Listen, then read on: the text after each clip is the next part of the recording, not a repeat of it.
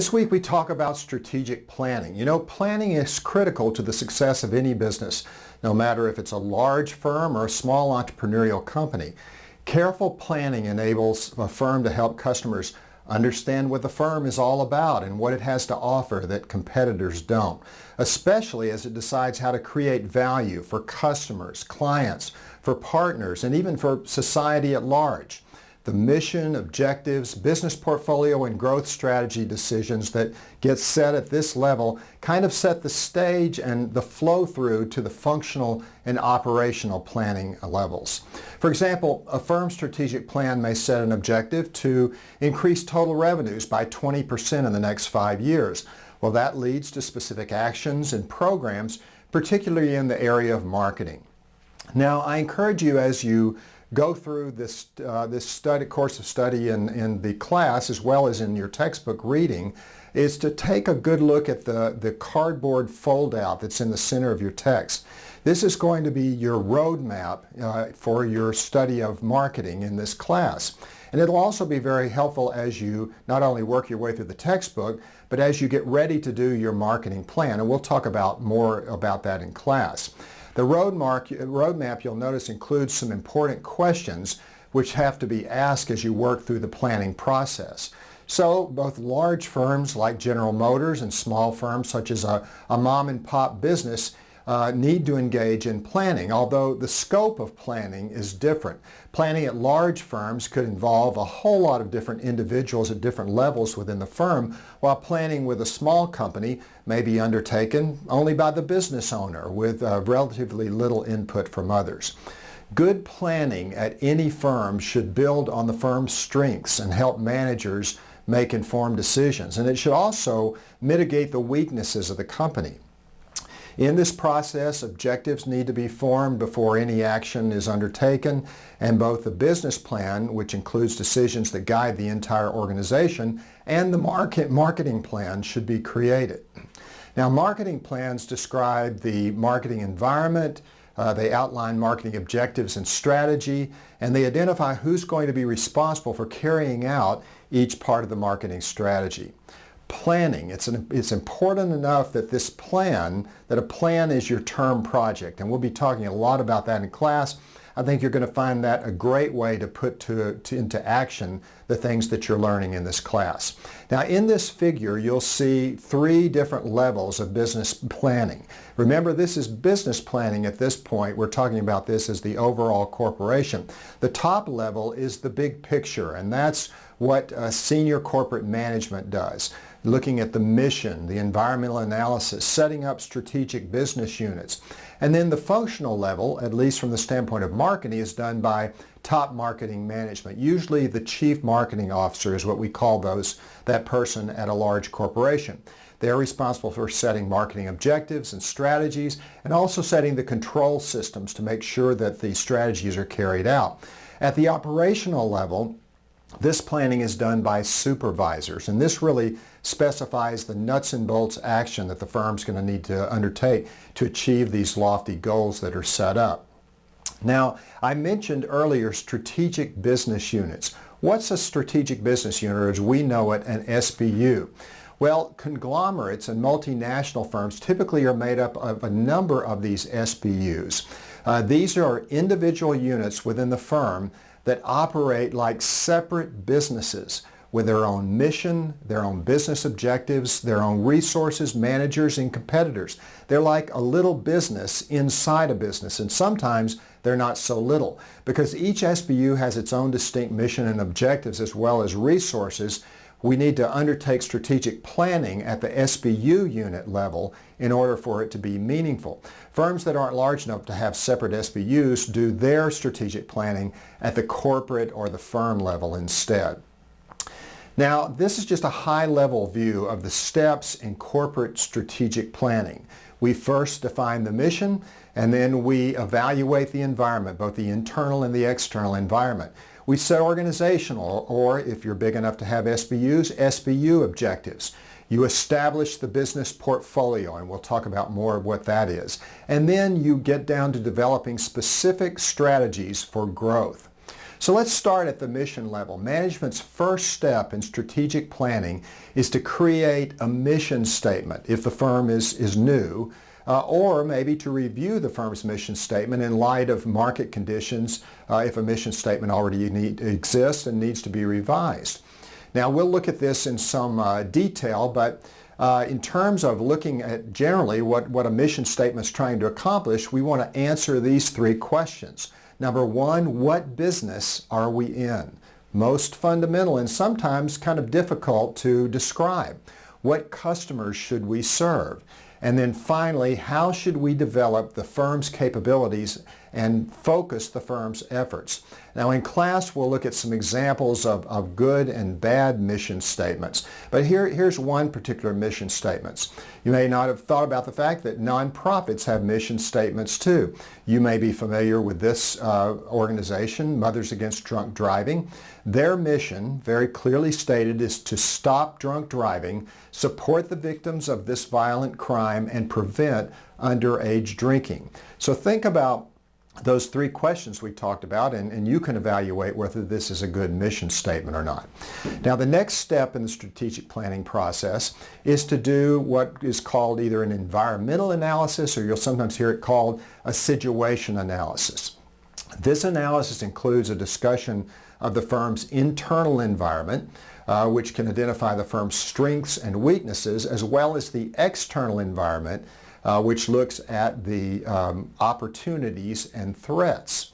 So now on the internal side, you'd look at things like employees, your products, your culture, your corporate culture, items over which you have a large amount of control.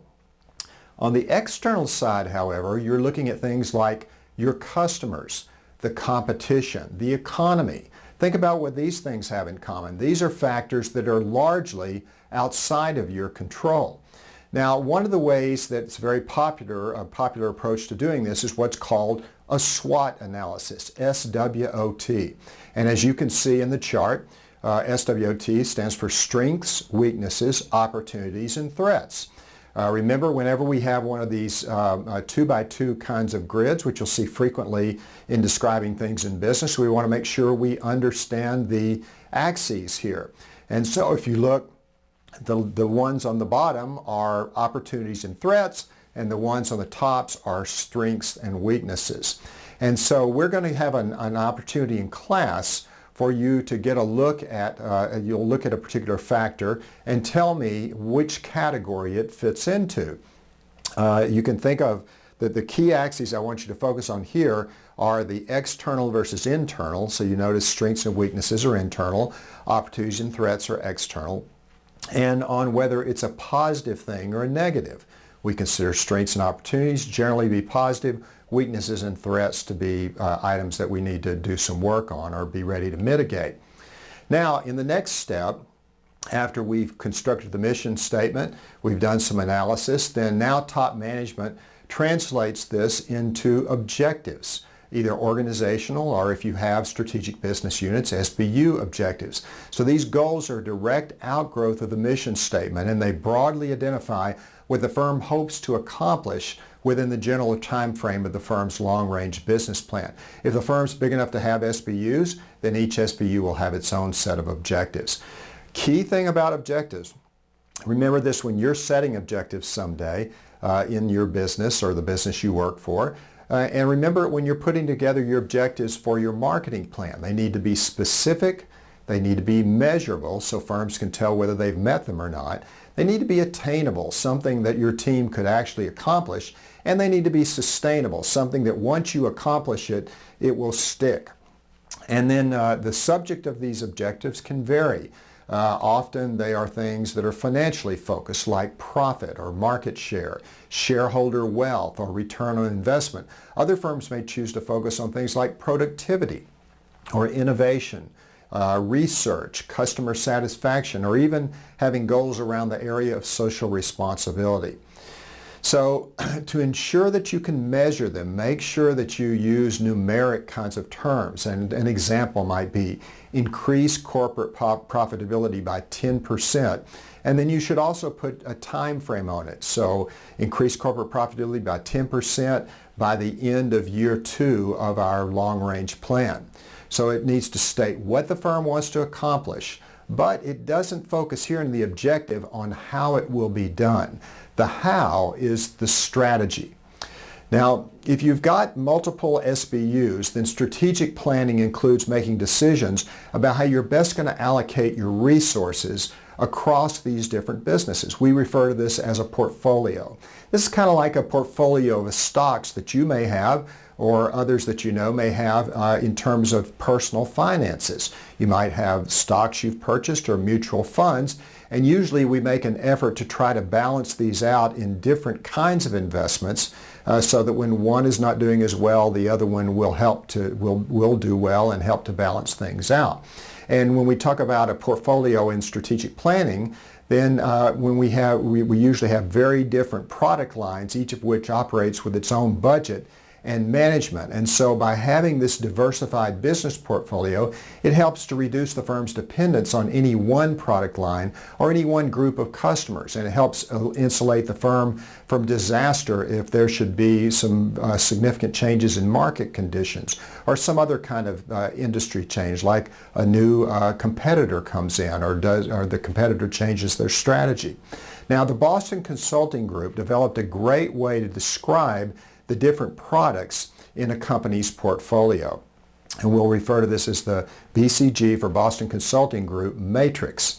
And so portfolio analysis is this approach. It's a tool that management can use to decide which of its current SBUs should receive more or less of the firm's resources and which of its SBUs are most consistent with the firm's overall mission. In this BCG model, we focus on determining the potential of a firm's existing successful SBUs to generate cash that the firm can then use to either grow existing businesses or to invest in other businesses. So notice the two axes. On the Y, or the vertical axis, that's the market growth rate. On the X, or horizontal axis, is the relative market share. Now, the first category that we have are what we call stars. These are SBUs with products that have a dominant market share in a high growth market. That's a great place to be. And so the market is growing and we have a dominant share. Cash cows are not a bad place to be as well. They have a dominant market share, but in a low growth kind of market. Then we have a category we call question marks. Sometimes we'll call these problem children, and these are SBUs with low market shares in a fast growth market. So the market's doing great, but for some reason, possibly a strategic reason, our product is not doing that well in the marketplace. And then we've got the final one. Poor dogs get the label, use their picture for the label for those that are in the least desirable position, and that's in a low growth market, and we have low market share, a bad place to be. So make sure you understand the concept behind portfolio analysis. Learn these terms. In class, you'll have the opportunity to place different products in their proper box on the grid. The final step in strategic planning process is to develop growth strategies. There's more than one way to skin the cat of profitable growth. So a product growth matrix allows marketers to classify opportunities for growth in terms of whether they occur in existing or new markets and whether they would be best served by putting their resource into those existing products or perhaps acquiring new products. So let's take a quick look at the market growth matrix. Remember to look at the different axes, and you've got a couple of different levels of them here. You might want to pause the video for a minute and just kind of study this chart. And so one of the ways we look at this on the y-axis is market emphasis. On which market are we focusing? Are we focusing on new markets, or are we focusing on existing markets? And then on the X, the horizontal axis, we're looking at What kind of product emphasis are we having? Are we focusing on existing products, or are we going to try to accomplish our goal with new products? Now, let's look at each one of these just briefly. Market penetration strategies seek to increase the sales of existing products to existing markets, such as current users. We're looking at non-users and users of competing brands within a market. On the market development strategy in the lower left-hand corner, these strategies introduce existing products to new markets. So this strategy can mean that you're expanding into, for example, a new geographic area, or it may mean reaching new customer segments within an existing geographic market. And then the product development strategies up in the upper right create growth by selling new products in existing markets. And sometimes we do this by doing what we call an extension, or extending the firm's product line by developing new variations of the item, new flavors, new sizes, new packaging. Or it may mean we alter or improve the product to provide enhanced performance, adding features such as in a food product, adding vitamins, or maybe we're subtracting negative features such as fat. And then the final category, diversification, emphasizes both new products and new markets to try to achieve growth. Sometimes it means buying a company to be able to satisfy that objective. Now in class, I'll ask you to consider an example and tell us which one of these strategies is being employed given that particular example. Now so far we've been looking at strategic planning, the mission, the environmental analysis, objectives, portfolio, and growth strategies. Now we're going to look more specifically at marketing planning. This is planning specifically related to how we're going to implement the marketing mix. You remember the marketing mix, the 4 Ps? Product, price, promotional approach that we're taking, or communications, and distribution that we call place. So let's look at the steps in marketing planning. The first step is to do a situation analysis. Now we've already done a situation analysis at the corporate level, but now we're going to build on that company SWOT analysis by seeking environmental information that specifically affects the marketing plan. Then we'll set some marketing objectives, and these are specific to the firm's brands, sizes, product features, and other marketing mix elements. You want to remember to follow all the same rules about setting up marketing objectives to make sure they're specific, that they're measurable, that they're attainable, those kinds of criteria. And so you're going to be putting together some objectives for your marketing plan. So please don't give me a general objective like increase sales or roll out the new product. It needs to be very specific. Increase sales by 15% by the end of the year. And then we're going to develop marketing strategies. This includes the 2 big sets of strategies that we'll be spending considerable time on this semester. And then finally, looking at the implementation and the control of the marketing plan. But let's go back to this marketing strategies. There are 2 big areas that we're going to be really focusing on here. And the number one area of in this area is selecting the target market.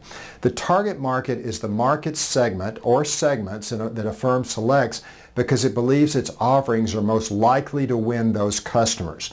So the firm assesses the potential demand and decides if it's able to create a sustainable competitive advantage in the marketplace. Target market. The target market is the focus of the marketing mix. It is the group of people that we're really making the product for. We're trying to take care of their likes and dislikes. It's who we're going to talk to through our advertising. It's who we consider when we price the product. Will this group, this target market, be able to afford it? And it's who we think about when we choose a distribution strategy. Should we be putting our product into Saks Fifth Avenue, or should we be marketing it, distributing it through Walmart? Now the next big area, the second set in the marketing strategy area, is the specific strategies around each of the 4 parts of the marketing mix, the 4 Ps. At a very high level, on the product strategy side, we're including decisions such as product design, variations on that design, different kind of variations we're going to have of the product, the features of the product. The packaging is included in this piece, as well as the branding, and we'll talk considerably about branding in a later discussion. and then support services around the product. On the pricing side, of course, we're going to determine how much a firm is going to charge for the product. But in addition to setting the price for the final consumer, pricing strategies are usually going to establish prices that the company would charge to intermediaries like wholesalers and retailers. A firm may base its pricing strategy on things like cost, demand, or the prices of competing products. On the promotional side, we're looking at how marketers are going to communicate the product's value to the target market.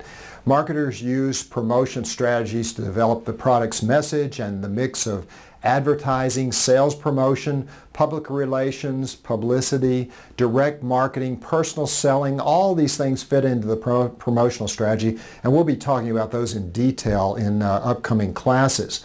But those are all the ways that we have to deliver the message. And then finally, we've got the place category or distribution. They outline how, when, and where the firm will make the product available to the targeted customers. Now, the final step in marketing planning is the implement and control. And this is critically important, that we measure the actual performance of our strategies and the meeting of our objectives. We want to compare the performance to those objectives to see if we've met them, and then we want to make adjustments to the objectives or the strategies based on this analysis that we do. So we're going to use several methods to help us accomplish this.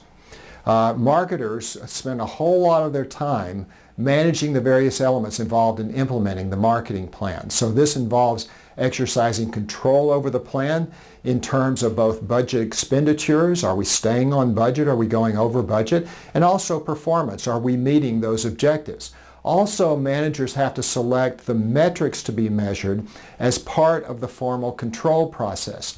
Now, when we talk about marketing metrics, these are measures of the effectiveness of marketing strategies. They can be a broad measure like the one you see here, return on marketing investment, called ROMI, or we can have specific measures like reach and frequency of advertising, timeliness and accuracy of competitive intelligence that we're gathering, and consumer word-of-mouth activity. Adjustments are made to the plan as needed. For example, if performance seems to be lagging in comparison to the objective that we're trying to reach, then we may find that we need to change our strategy, or maybe we need to invest more heavily in some area. Now, how does the implementation and control step actually manifest itself within a marketing plan? Well, one of the ways that happens is through a series of action plans that support the various marketing objectives and the strategies within the plan. Action plans can also help managers when they need to assign responsibilities, create timelines, develop budgets and measurement and control processes for marketing planning. Sometimes you'll hear action plans referred to as marketing programs. So as you can see, this is a very hierarchical kind of approach, where we start with the very big picture and then we work our way down to specific objectives and strategies, and then eventually to action plans that individuals, real people, are going to carry out. So strategic planning is some of the most important work that management does, and it really sets the stage for our work as marketers. It helps us understand what our firm is all about, what we have to offer, and what the competitors don't offer, especially as we decide how to create value for our customers, our clients, our partners, and for society. So be sure and read Chapter 3 to get more details on this topic, and then also to prepare you for our activities in class. So complete the quiz before class time on Monday. Thanks, and I'll look forward to seeing you in class.